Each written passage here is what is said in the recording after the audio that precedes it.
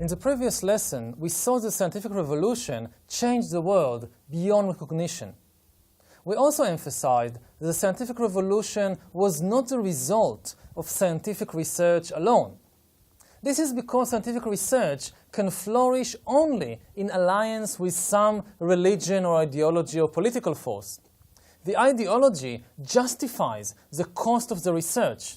In exchange, the ideology gets to influence the scientific agenda and to determine what to do with the discoveries of science. So if you really want to understand the scientific revolution and its development, you have to take into consideration the ideological, the political, and the economic forces that shaped the sciences of physics, or biology, or economics, pushing them towards certain destinations and not others. Of all the ideologies and all the political and economic forces that have shaped modern science, the two most important ones are European imperialism and capitalism. This lesson will be dedicated to understanding the relations between science on the one hand and European imperialism on the other hand. Capitalism we will discuss in the next lesson. The first thing we need to realize regarding the rise of the European empires is how surprising it was. Before the modern era, Europe, and in particular Western Europe, was a poor and marginalized area of the world. Nothing of importance ever happened in Europe previously. Western Europe was never the center of any great empire prior to the modern age. Even the Roman Empire, the only important pre-modern European empire, derived most of its power and wealth from its North African and Middle Eastern provinces. The Western European provinces of the Roman Empire were a kind of Wild West, and they contributed little to the power and wealth of the empire except minerals and slaves. Northern Europe was so desolate and so barbarous in the times of the Romans that they didn't even bother to conquer it because they didn't think that there was anything there worth conquering. Similarly, no important religion or ideology came from Europe before the modern age. No great technological invention or economic system. Only at the end of the 15th century did Europe start to become a center of important military and political and cultural developments. Between 1500 and 1750, Western Europe gradually gained momentum and became the master of the outer world, meaning the two continents of America and the oceans. Yet, even in the 18th century, European states were still weaker than the great powers of Asia.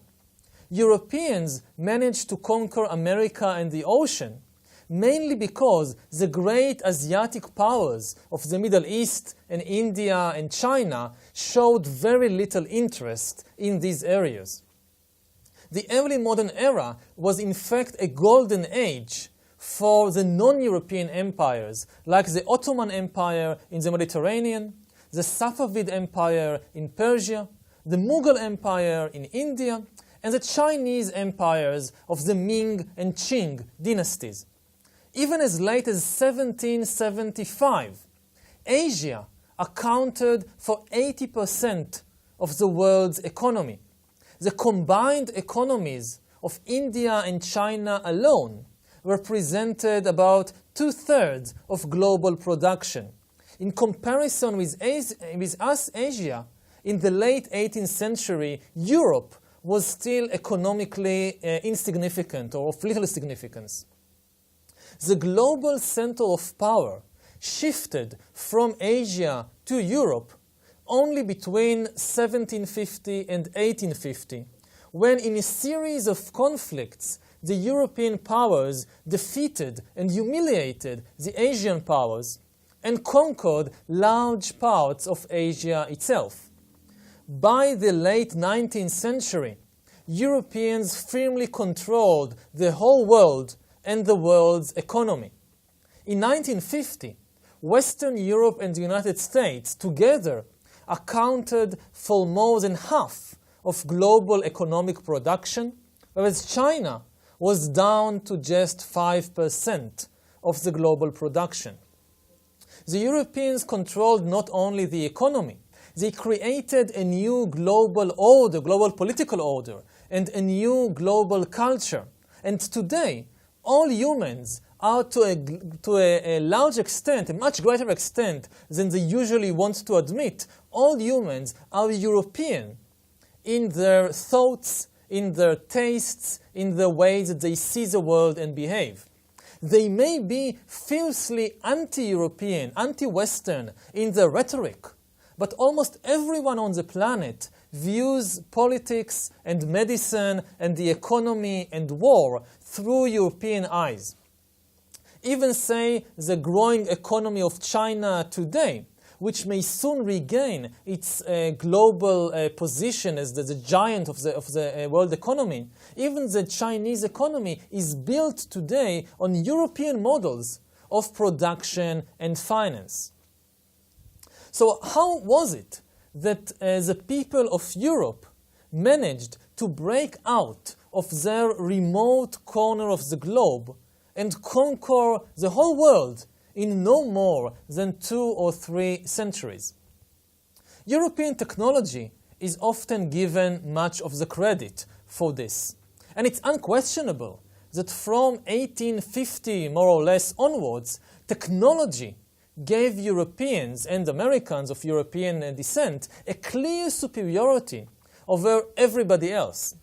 There was a common saying, for example, among European soldiers who fought in Africa against African enemies. The European soldiers used to say, whatever happens, we have machine guns and they don't, so don't worry. But this wasn't the case before 1850. Technology was far less important before 1850. Even as late as 1800, the technological gap between European, Asian, and African powers was relatively small.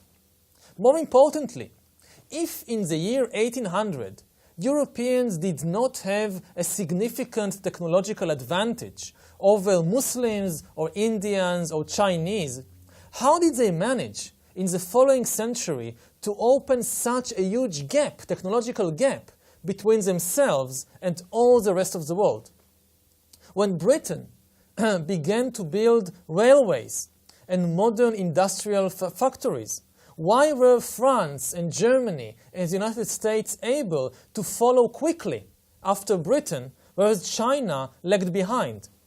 When the gap between industrial and non-industrial nations became a very obvious economic and political factor in the world, how come European countries like Italy and Russia and Austria managed to close the gap and join the industrializing club, whereas Persia and Egypt and the Ottoman Empire failed to do it? After all, the technology of the first industrial wave was relatively simple. Was it so hard for Chinese or for Persians to engineer steam engines, to manufacture machine guns, or to lay down railroads? The first commercial railroad in the world opened for business in 1830 in Britain. It led between Manchester and Liverpool. 20 years later, in 1850, Western nations, Britain, France, Belgium, Germany, they were crisscrossed by almost 40,000 kilometers of railroads. At the same time, in the whole of Asia, Africa, and Latin America, there were only 4,000 kilometers. In 1880, 50 years after the beginning of the railroad age, the Western countries had about 350,000 kilometers of railroads. All the rest of the world together had only 10% of that, 35,000 kilometers of railroads. And most of these railroads were built by the British in India. Take China, for example. The first railroad in China opened only in 1876, 50 years after that railroad leading from Manchester to Liverpool. This first railroad was 24 kilometers long, and it was built not by Chinese, it was built by Europeans in China. And the Chinese government destroyed it the year after it was opened. In 1880, 50 years after the beginning of the railroad age, the Chinese Empire did not operate a single railroad line. Were 50 years too short a time for the Chinese to understand how important railroads are, or to learn how to build and operate them? In Persia, we see roughly the same situation. The first railroad in Persia, what is today Iran, was built only in 1888, almost 60 years after Britain, and it connected Tehran to a Muslim holy site about 10 kilometers outside the capital, Tehran. This railroad, the first railroad in Persia, was constructed by a Belgian company. In 1950, the entire railway network of Persia amounted still to only 2,500 kilometers, and this in a country which is 7 times the size of Britain. What the Persians and the Chinese lacked was not technological inventions such as the steam engines.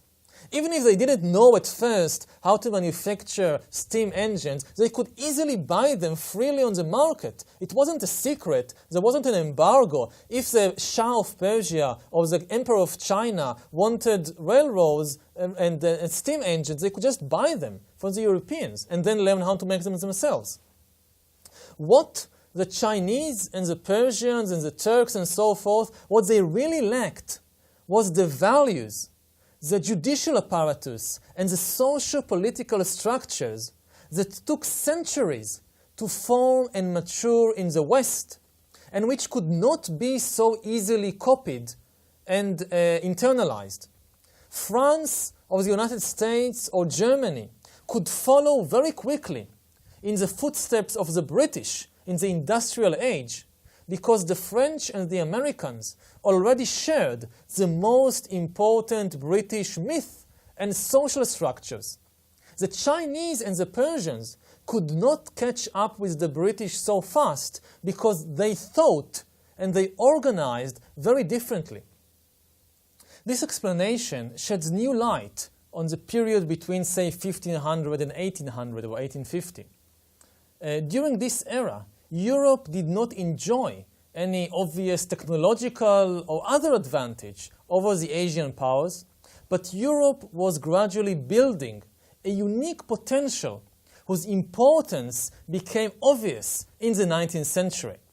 The apparent equality between Europe and China and the Muslim world in 1750 was a mirage. They might have been equal in their power at present, but their potential was very different. Think, as an example, about 2 builders who are building towers using different methods. One builder uses wood and mud bricks. The other builder is using steel and concrete. At first, when they reach just 2 or 3 or 4 stories, there seems to be not much of a difference between the 2 methods. Both towers grow at a similar pace and reach relatively similar height. However, once a critical threshold is crossed, the wood and mud tower cannot stand the strain and it collapses, whereas the steel and concrete tower grows on and there is no limit. This is the difference between the European empires and the Asian empires. What exactly was the unique potential that developed in Europe during the early modern period and that enabled Europeans to suddenly take over the world? There are 2 complementary answers to these questions. What is the unique potential that the Europeans developed? Modern science and capitalism. Europeans, already in the early modern era, before the 19th century, they became used to thinking and behaving in a scientific and a capitalist way. Even before, they enjoyed significant technological advantages over other societies. When the technological the big technological inventions of the 19th century and the Industrial Revolution came along, Europeans were therefore in a much better position than anybody else to harness them and to use them. So it's also hardly coincidental that science and capitalism, these two unique potentials, are not only the basis that gave Europe primacy, they are also the most important legacy that the European empires left behind them in the post-European world of the 21st century. Europeans no longer rule the world today, but science and capital are still the keys for economic and political success in the world. We'll again, I said so before, we'll discuss capitalism at length in the next lesson, so I don't want to explain anything about it here. The following segments of this lesson will be dedicated to explaining how exactly was science and the European empires connected to each other, and what were the advantages that science gave the Europeans even before the rise of technology in conquering the world.